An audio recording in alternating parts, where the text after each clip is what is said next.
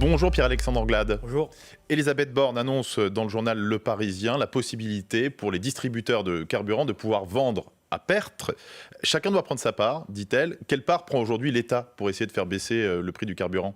Depuis maintenant un an que l'inflation est extrêmement présente dans notre pays, comme d'ailleurs dans l'ensemble des pays européens, le gouvernement, en lien avec la majorité et le président de la République, a pris un certain nombre de mesures pour faire en sorte de limiter cette inflation, notamment sur les prix de l'énergie, avec le bouclier tarifaire, avec un chèque carburant, une ristourne à la pompe. Donc depuis ça, c'est fini, la ristourne, le chèque. Oui, mais le bouclier tarifaire est encore présent. Donc ce sont des dizaines de milliards d'euros qui sont mis en soutien du pouvoir d'achat des Françaises et des Français, parce que c'est notre priorité politique, c'est la priorité d'ailleurs de la rentrée. Bruno Le Maire l'a redit, en agissant aussi sur l'inflation alimentaire auprès des distributeurs, des industriels, en élargissant le panier de produits avec des prix qui baissent ou qui ont des prix bloqués, plus de 5000 produits, comme ça a été annoncé il y a quelques jours de cela par le ministre de l'économie. Mais pas pour l'essence. Et donc, cette nouvelle mesure qui est annoncée par la Première ministre, qui vise effectivement à permettre de faire baisser le prix de l'essence. Si on va jusqu'à 25% de diminution par rapport au prix d'achat du prix de vente, ça peut être jusqu'à 47 centimes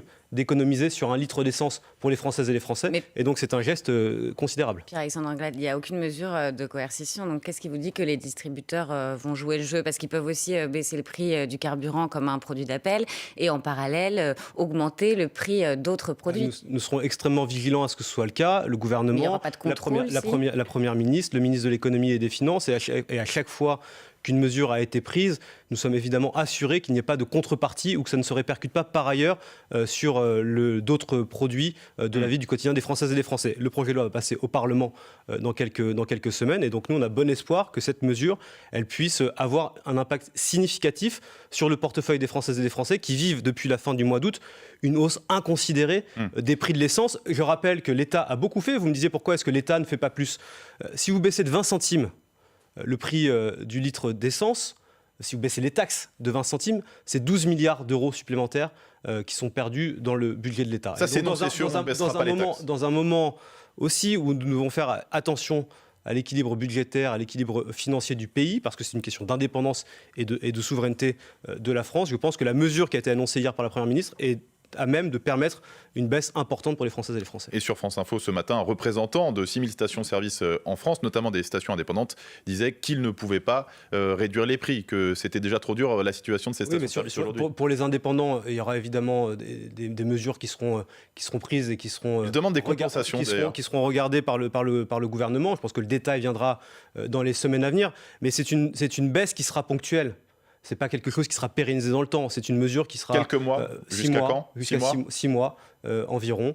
Et de cette manière-là, ça doit permettre aux Françaises et aux Français d'avoir un prix de l'essence qui soit plus abordable et de permettre aussi aux distributeurs et aux grandes enseignes de contribuer à cet effort national. Pierre-Alexandre Anglade, Emmanuel Macron s'est entretenu avec Giorgia Meloni hier. Il a redit la solidarité de la France envers l'Italie face à la crise migratoire à Lampedusa. Ils ont parlé de renforcer la coopération européenne.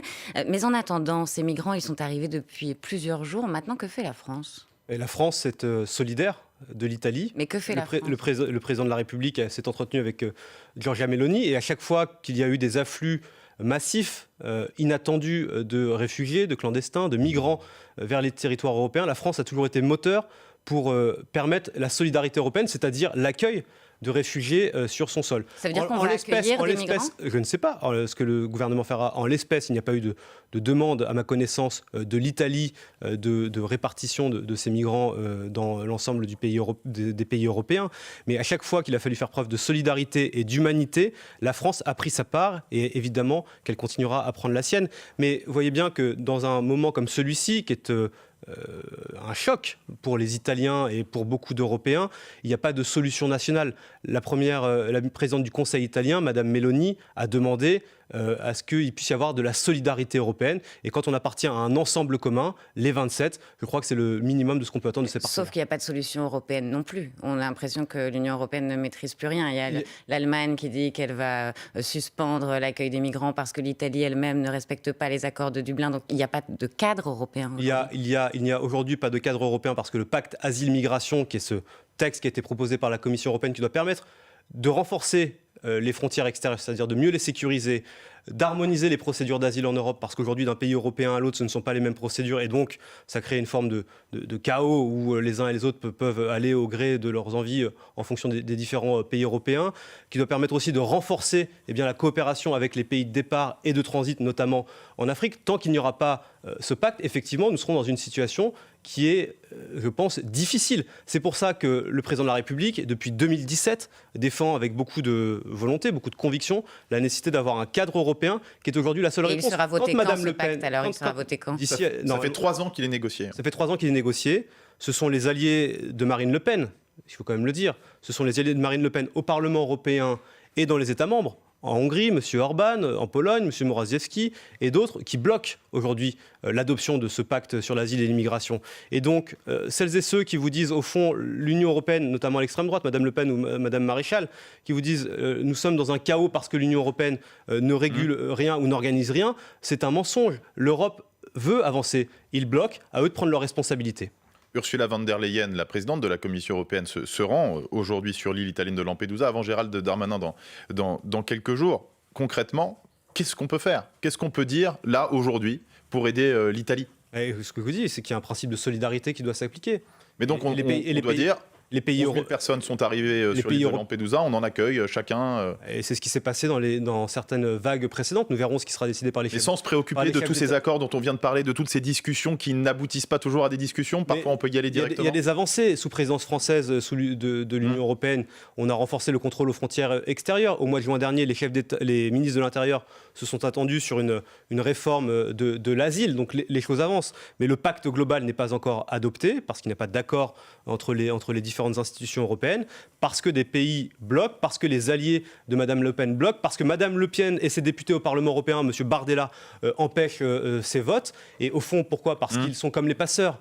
Ils vivent de la misère, ils vivent des drames de l'immigration et ils ont le même cynisme et le même mépris pour la vie humaine que les passeurs. Et donc les Bardella, Le Pen, Orban & Co. sont les passeurs de la vie politique. Pierre-Alexandre Anglade, dans un instant, on va parler de la loi immigration qui arrive en France dans ce contexte-là, juste après le fil info à 8h40. Sophie Echen. Gabriel Attal lancera demain un audit dans l'ensemble des rectorats sur toutes les situations de harcèlement signalées l'an dernier. Après la révélation d'un courrier envoyé en mai par le rectorat de Versailles aux parents d'un adolescent de 15 ans victime de harcèlement, il s'est suicidé il y a près de 2 semaines. Ses parents avaient signalé les faits de harcèlement, des propos inacceptables selon le rectorat qui menaçait dans son courrier de porter plainte. Dans l'heure, un détenu de 26 ans est en garde à vue pour tentative de meurtre sur un surveillant pénitentiaire. Il a essayé de l'étrangler et de lui donner plusieurs coups de couteau à la gorge. Les régimes militaires du Mali, du Burkina et du Niger viennent de sceller une nouvelle alliance qui établit une stratégie de défense collective et d'assistance mutuelle. En cas d'attaque contre l'un de ces 3 pays, les 2 autres lui porteront secours via l'emploi de la force armée notamment. Et puis pas de médaille pour la France à l'Euro de volley, si ce n'est celle en chocolat. Les Bleus terminent 4e après leur défaite contre la Slovénie. France Info. Le 8-30 France Info. Agathe Lambré, Jules Dequisse.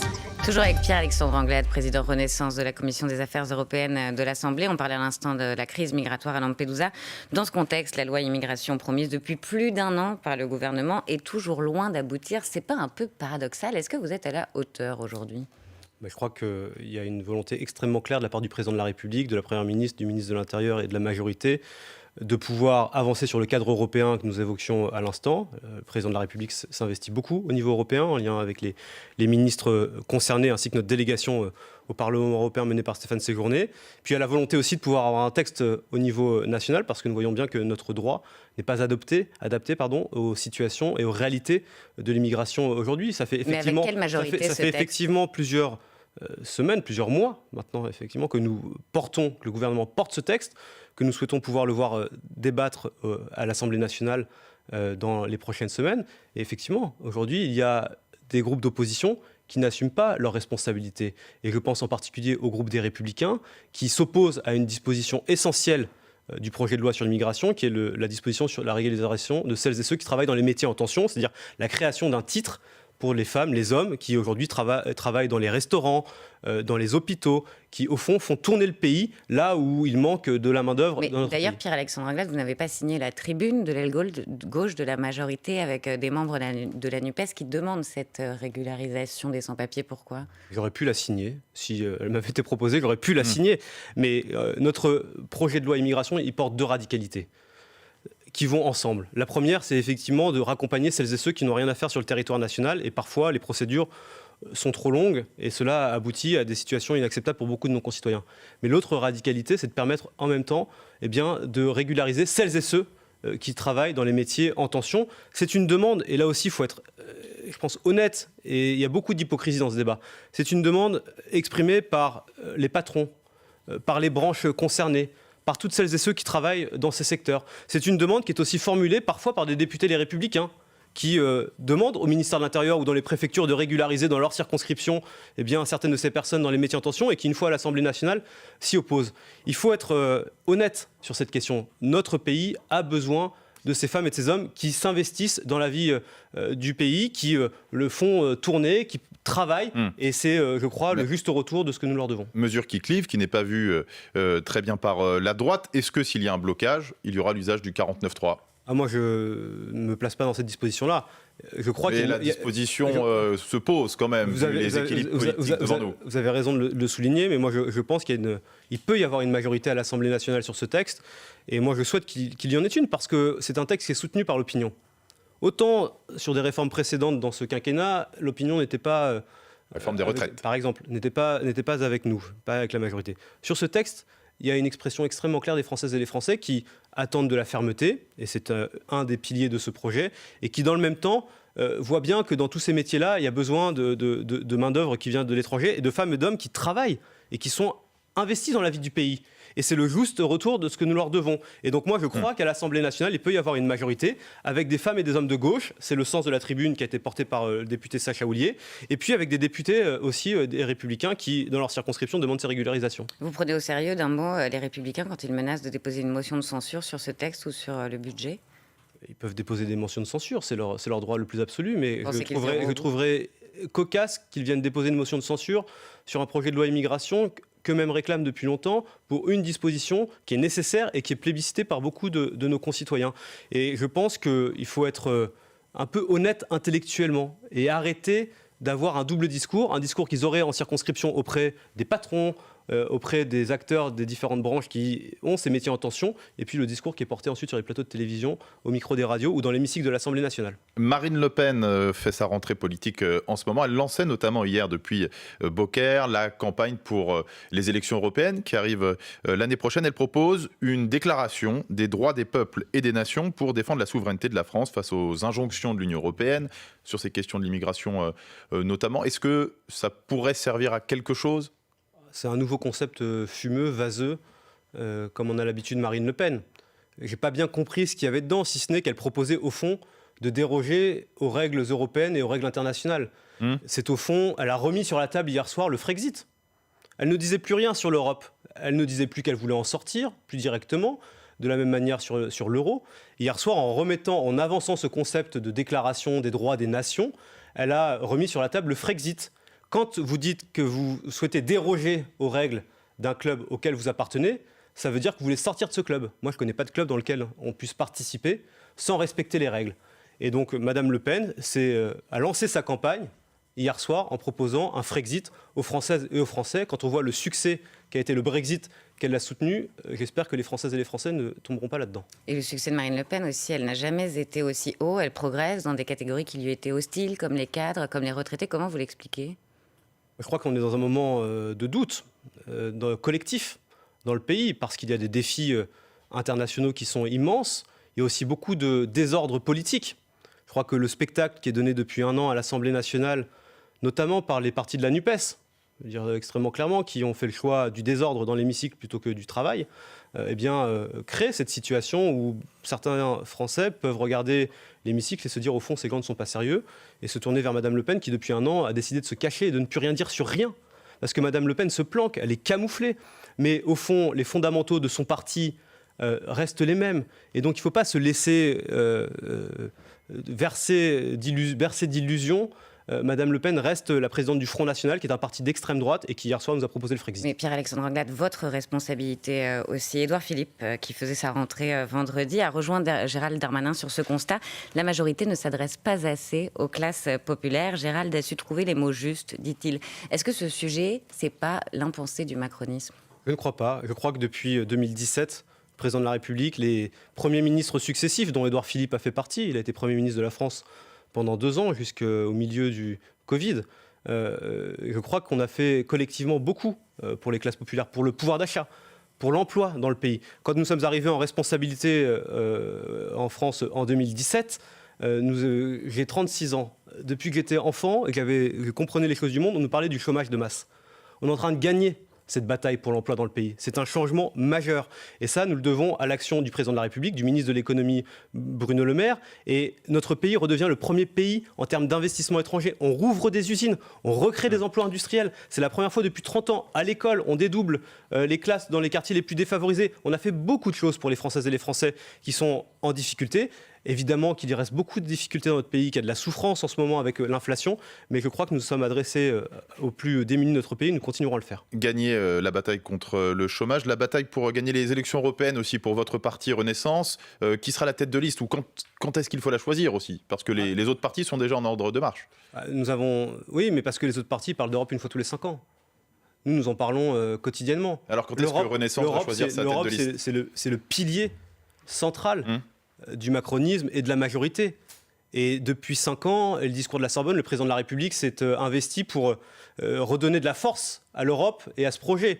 Thierry Breton, ce serait une bonne tête de liste. Le temps de l'incarnation viendra. Thierry Breton, par exemple, Stéphane Séjourné. Mais ce sont des personnalités. Thierry Breton est commissaire européen, donc il mène une action extrêmement importante à Bruxelles. Stéphane Séjourné est le président d'un groupe central au Parlement européen. C'est le chef de notre parti. C'est peut-être le candidat naturel. Il y a d'autres personnalités qui sont aussi aujourd'hui intéressées, mais le temps de l'incarnation viendra Vous êtes après. intéressé ? Non, mais moi je suis président de la Commission des Affaires européennes à l'Assemblée nationale et j'y suis très bien.